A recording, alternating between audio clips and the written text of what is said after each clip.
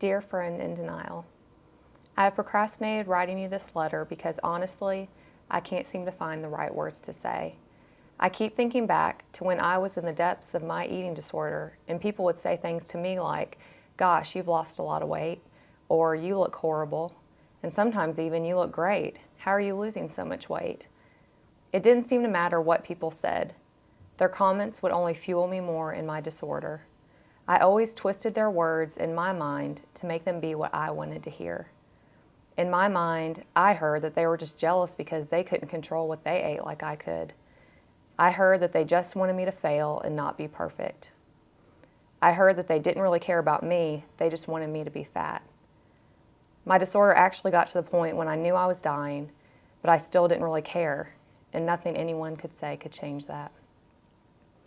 I knew in my head that what I was doing to my body was not good for me, but I could never seem to get small enough to be happy. So as I sit and reflect on this, I realize that there are no right words to say to you. Instead, I will share with you an entry that I wrote in my journal while I was in treatment about what it was like for me to live with my eating disorder. It is absolute hell living with the urge to starve.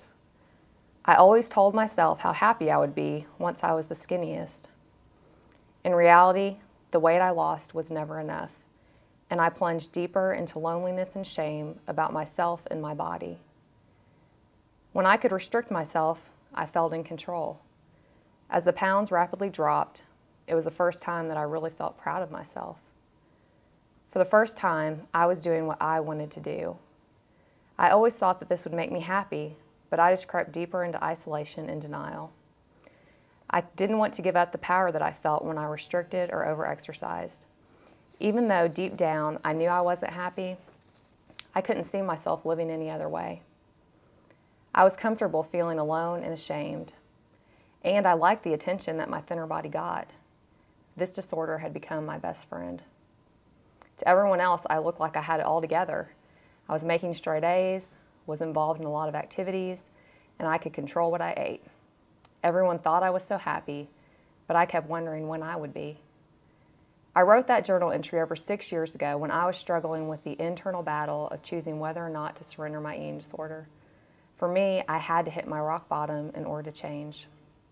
There came a point when my eating disorder wasn't working for me anymore. By God's grace, I was able to get the help I desperately needed. So today, if I could tell you anything, it would be that you are enough. You are good enough just the way God made you. You are enough simply because you are His child and He formed everything about you. You are enough because God breathed life into your spirit, and when He made you, He smiled with approval. What I hate most about this struggle is that it makes you want to isolate from those who really care about you. It definitely did for me. I pushed away everyone who loved me, even my parents and my friends. I remember locking myself in my room, keeping the lights off, and not answering my phone. I feel like you do this to me and it hurts. I need to tell you that I miss your friendship. I miss the laughter we used to share. I miss the road trips we used to take, the meals we shared, and the deep conversations we had. I miss the soul connection that we once had that seems so far away. I don't even know how to reconnect with you or how to fill this empty space between us.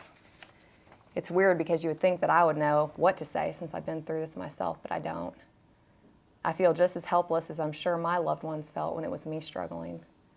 For now, I will love you from a distance, but please know that I'm still here for you. Through the pain, the sadness, the anger, and the disappointments, I realize now that there are no words I can say to save you, no cards I can send that will fix you. All I can do is love you and tell you that you are enough. Just because you are you. Not because you've lost weight, not because you've achieved something, not because you have control of your life, just because you're you.